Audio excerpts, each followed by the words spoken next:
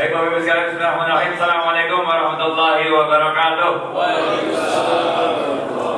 Alhamdulillahirabbil alamin. Allahumma shalli ala Muhammad wa ala ali Muhammad. Bapak Ibu sekalian, kita sebentar aja karena pasti ada mau itikaf lagi benar ya.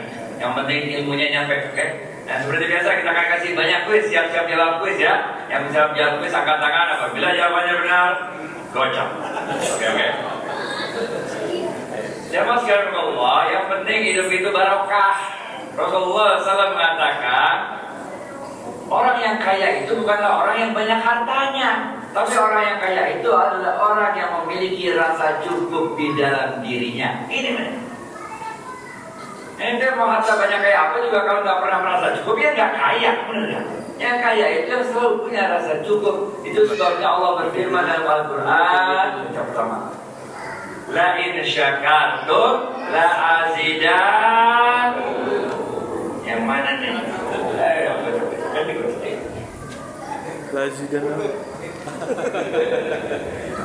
Si angkat tangan kalau gue bingung mau ngasih ini siapa? La in syakartum la azidan. Siapa yang dapat mensyukuri nikmat? Siap. Azidan mana? Ya coba. Siapa-siapa yang aku beri nikmat dan bisa mensyukuri nikmat yang aku berikan, maka niscaya akan aku tambahkan nikmat kepadanya. Benar. Ya. Jadi hidup itu kudu cukup aja gitu. Qanaah, itu qanaah. Apa yang kejadian juga qanaah. Alhamdulillah gitu loh. Itu sebabnya Rasulullah SAW mengajarkan kita sebuah doa yang sangat terkenal di Indonesia. Tapi di Indonesia ini terkenalnya sebagai doa makan. Padahal bukan. Ini doa untuk nyari rezeki. Bunyinya adalah Allahumma barik lana fima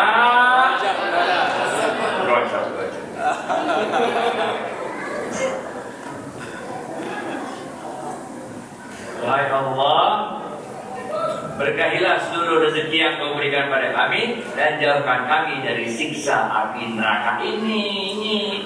Jadi rezeki itu caranya halal-halal aja. Rezeki udah ditakar nggak bakal ketukar. Kalau dalam ilmu tasawuf ya, rumusnya rezeki cuma dua men. Rumus pertama, rezeki udah ditakar nggak bakal ketukar. Udah dah.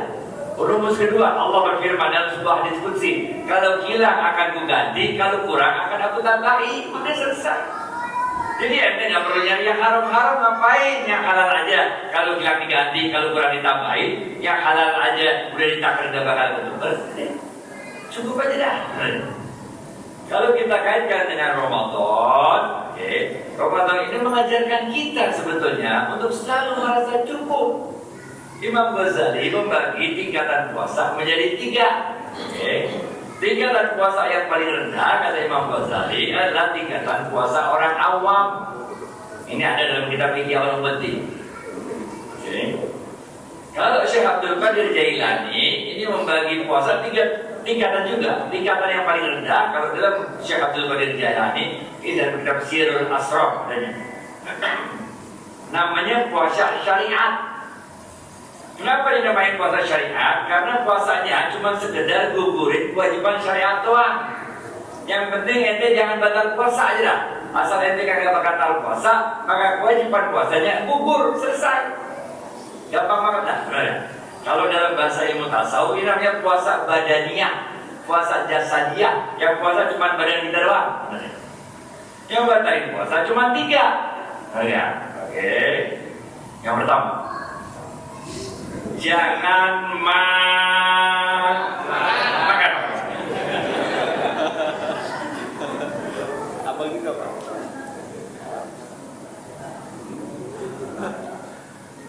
Yang kedua, jangan minum.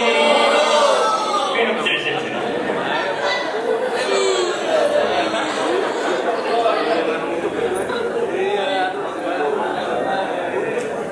Yang ketiga, jangan hubungan suami.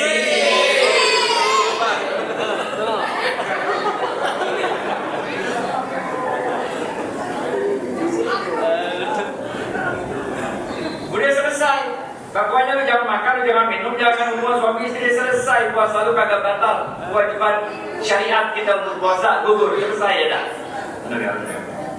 Tapi kalau ente cuma kayak begitu, Rasulullah SAW mengatakan Kamin shaimin, berapa banyak orang puasa kagak dapat apa-apa kecuali lapar dan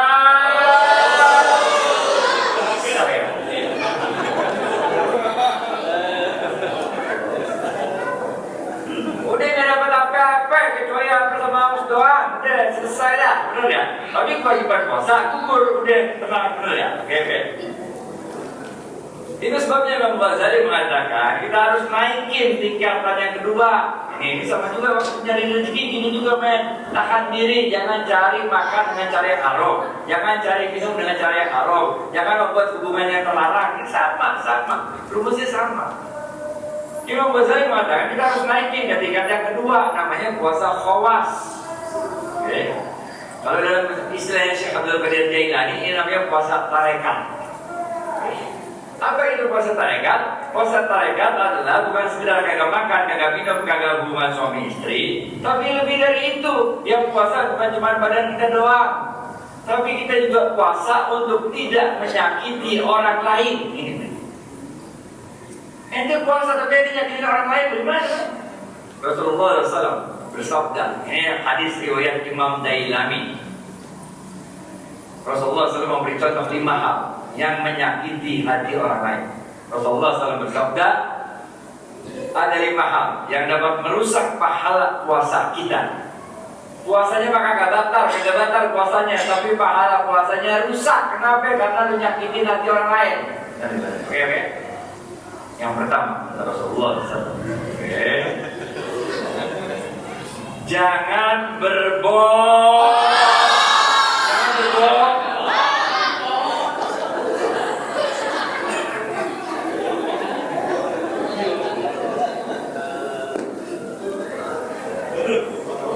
Jamaahnya keren-keren semua yang bisa jawab semua. Ini hadisnya susah. Arab ini tahu hadisnya ini Arab. Orang Dailami itu biasanya Bukhari Muslim tentang susah. Yang kedua kata Rasulullah SAW, jangan bergunjing.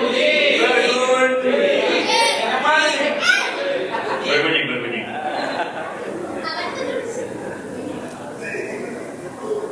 Jangan bergunjing, jangan ribah. Dalam ilmu tasawuf malah sebutkan ghibah itu lebih berat daripada zina. Kalau zina ente tobat selesai urusan men. Kalau ghibah lu tobat belum selesai, kudu minta maaf. Kalau zina masih ada suka sama sukanya.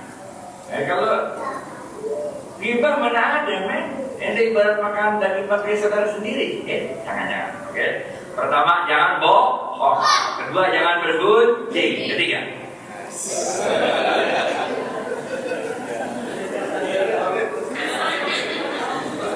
jangan adu domba.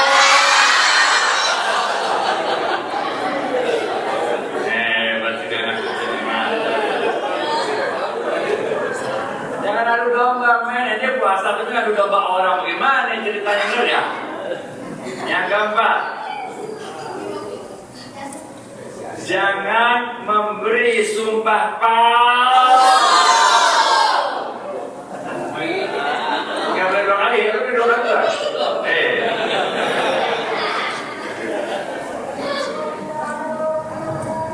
Dan yang kelima, jangan memandang dengan pandangan yang penuh.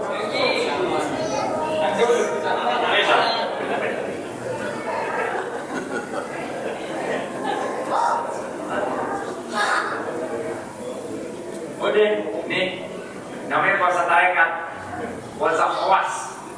Bukan sekedar jangan makan, jangan minum, yang hubungan sama istri, tapi juga jaga jangan nyakitin orang lain. Rasulullah SAW masih contoh 5 tuh. Jangan bohong, jangan gunjing, jangan adu domba, jangan kasih sumpah palsu, jangan memandang dengan pandangan penuh syahwat. Ente puasa tapi nonton film bohong, gimana kan? Rusak puasanya, pahalanya rusak, puasanya maka gak batal.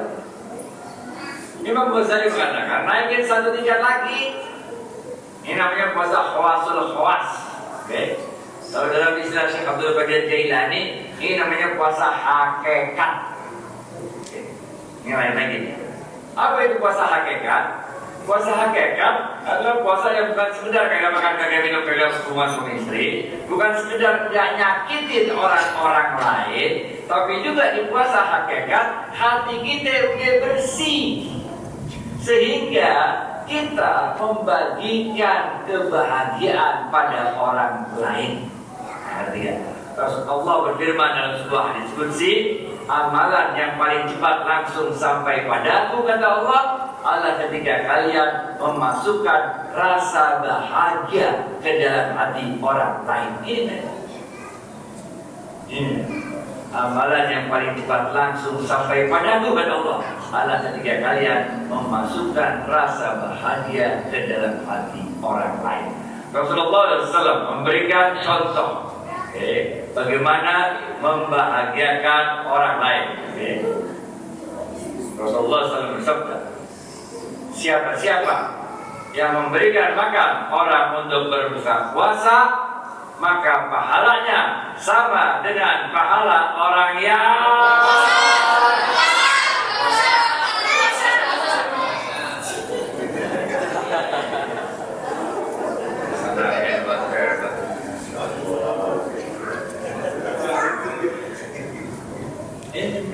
nyenengin hati orang lain, nyenengin hati orang lain.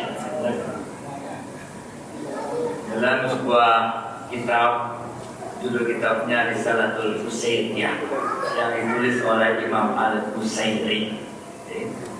Diceritakan waktu itu Nabi Allah Ibrahim alaihissalam itu kalau makan dia kagak pengen sendirian. Kalau makan dia pengennya rame-rame karena banyak tangan, banyak berkah. Jadi juga kalau makan anaknya kan ada yang nemenin, tuh makan sendiri tuh terpaksa buka handphone, bener kan? Karena iseng kalau makan sendiri, bener kan? Nabi Ibrahim itu juga kalau makan dia pengennya rame-rame. Suatu saat Nabi Ibrahim dapat makanan. Dia tunggu orang yang mau diajak makan, tapi tidak ada, sepi, hari itu lagi sepi, apalagi hujan, apalagi hari raya sepi, apa-apa, pokoknya nggak kabar. Pokoknya hari raya itu sepi ya, nggak ada orang. Tunggu, tahu-tahu di depan rumahnya Nabi Ibrahim ada lewat satu orang. Nabi Ibrahim langsung semangat, buka pintu rumahnya, udah boleh panggil orangnya, udah panggil begini nih, udah. Tapi Nabi Allah Ibrahim alaihissalam lihat, ternyata orang yang lewat itu adalah seorang penyembah berhala yang tiap hari kerjaannya menghina Allah Azza wa Jalla. Sehingga Nabi Ibrahim mengurungkan niatnya, ngapain makan sama orang model kayak begitu, benar ya? Kita kan jadi sebel, baru mau jawab dia nyela Allah, terpaksa kita jawab dulu, benar ya? Dan kalau kita mau makan lagi dia nyela lagi, jadi makan, benar ya? Udah Nabi Ibrahim aja ya, balik lagi ke rumah. Waktu Nabi Ibrahim mengurungkan niatnya mengajak orang itu makan bersama, maka Jibril langsung turun dari langit. Langit jauh kan? Jibril langsung nongol aja. Ada apa ya? Maka Jibril berkata, ya Nabi Allah, mengapa engkau urungkan niatmu untuk makan bersama orang tersebut? Tanya Jibril. Maka Nabi Ibrahim mengatakan, wahai Jibril, itu yang lewat adalah seorang penyembah berhala yang tiap hari kerjaannya menghina Allah Azza wa Jalla. Ngapain makan sama orang model kayak begitu, kata Nabi Ibrahim. Maka mendengar jawaban Nabi Ibrahim itu, Allah langsung menegur Nabi Allah Ibrahim alaihissalam. Apa kata Allah? Allah katakan, ya Ibrahim, itu penyembah berhala umurnya udah 70 tahun. Ente pikir siapa yang ngasih makan selama 70 tahun itu? Kalau bukan aku, kata Allah. Ngerti. Engkau kasih makan satu kali aja, kagak mau. Ketika kita sudah sampai pada level puasa hakikat, kita bahkan tidak melihat kepada siapa kita berbuat kebaikan. Ngerti. Buat baik aja teruslah. Terserah deh, nggak usah kita tengok-tengok kita buat baik pada siapa. Buat baik aja terus. Ketika hati kita sudah bersih, maka hati itu ibarat cermin yang dapat memantulkan nurnya Allah. Kalau bahasa yang lebih gampang, maka dia dapat memancarkan akhlakul karimah. Yang lebih gampang lagi, maka hatinya dapat memancarkan, memantulkan kebaikan demi kebaikan. Inilah yang disebutkan oleh Allah dalam Al-Quran. Hal jazaul ihsan illa ihsan. Siapa itu sini? bisa sih? Ini susah bertanya, kok bisa? Google ya. 5G di 5G. Jazaa'ul ihsan illa. Iya. Kasih tahu siapa? Dan tidak ada satu kebaikan pun yang kita lakukan kecuali akan dibalas dengan kebaikan pula oleh Allah. Itu sebabnya dalam hidup kita ini namanya juga hidup, main jalanin aja dah. Rezeki gitu doang dah, jalanin dah. Jadi takkan nggak bakal ketuker. Tugas kita cuma dua, cuma tiga. Yang pertama tugas kita ikhtiar sebaik-baiknya. Hasilnya kayak batu serah Allah. Yang kedua tugas kita selain ikhtiar sebaik-baiknya, doa. Karena doa bisa merubah takdir. Yang ketiga kita selalu prasangka baik kepada Allah. Dengan bekal tiga ini jalanin aja hidup lempeng-lempeng aja. Kalau saya cari yang haram-haram, sama juga mencari cara yang haram dapatnya segitu juga, mencari cara yang halal dapatnya segitu juga. Dan ilmu tasawuf disebutkan rezeki yang paling rendah itu adalah harta. Rezeki yang paling rendah itu adalah harta. Kenapa harta? Karena Rasulullah SAW bersabda, hartamu itu baru menjadi rezekimu apabila engkau lakukan tiga hal. Yang pertama, apabila harta itu kau ambil, kau beliin makanan, engkau makan, masuk dalam perut, keluar jadi kotoran, baru jadi rezeki. Kalau belum masuk, belum jadi rezeki, namanya baru makanan, belum rezeki. Yang kedua, kata Rasulullah, apabila harta itu kau ambil, kau beliin barang, baju, celana, handphone, rumah, mobil, motor, segala macam. Kemudian dia akan rusak. Dan yang ketiga, kata Rasulullah SAW, hartamu baru menjadi rezekimu apabila harta itu kau ambil kemudian kau sedekahkan. Inilah yang akan kekal dalam kehidupanmu di dunia dan di akhirat. Rezeki yang paling tinggi itu adalah kesehatan. Ente bisa bayar dokter, bisa beli obat, bisa beli vitamin, bisa beli suplemen, bisa stem cell, bisa terserah dah. Tapi kita nggak pernah bisa beli kesehatan. Saya waktu COVID itu udah 4 kali vaksin. Kena COVID 2 kali. Vaksin 1, vaksin 2 kena, vaksin 3, vaksin 4 kena. Emang udah schedule-nya kena, jalanin aja hidup dah. Rezeki yang paling utama itu adalah anak yang soleh-solehah. Kita ini umur terbatas, paling 80 tahun, 90 tahun mati, bener gak? Amalan kita belum seberapa, bener. Paling ente yang mulai dekat masjid paling umur 50-an, bener gak? Umur 25-an, dia bukan dia masih kacau-kacaunya gitu bener. Kan baru belakangan aja paling insaf. Jadi kita kalau mau mengadali cuma amalan kita doang nggak bisa bos. Tapi kalau ada anak soleh-soleh kan kita mati itu anak tetap doain kita, benar nggak? Dan yang terakhir, rezeki yang paling patut disyukuri adalah husnul. Dua kali apa sekali loh?